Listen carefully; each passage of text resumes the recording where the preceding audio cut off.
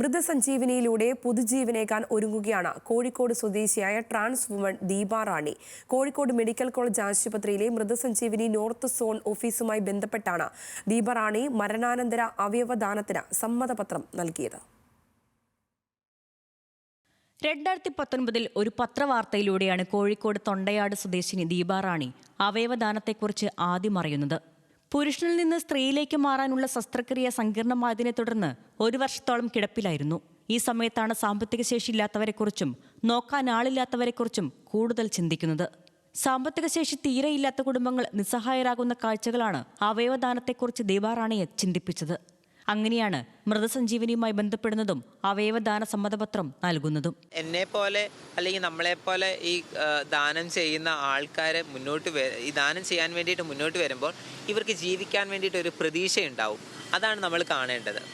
അവർക്ക് ആ സൂയിസൈഡിൽ നിന്ന് മാറാനും നമുക്ക് അവയവദാനം തരാൻ ആൾക്കാരുണ്ടെന്നുള്ളൊരു ജീവിതത്തിലേക്ക് മുന്നോട്ട് വരാനൊരു പ്രതീക്ഷ, അതാണ് ആ പ്രതീക്ഷ നമ്മൾ അവർക്ക് കൊടുക്കണം. അതാണ് എനിക്ക് പറയാനുള്ള കാരണം. 2012 കേരള സർക്കാർ ആരംഭിച്ച മസ്തിഷ്ക മരണാനന്തര അവയവദാന പദ്ധതിയാണ് മൃതസഞ്ജീവനി.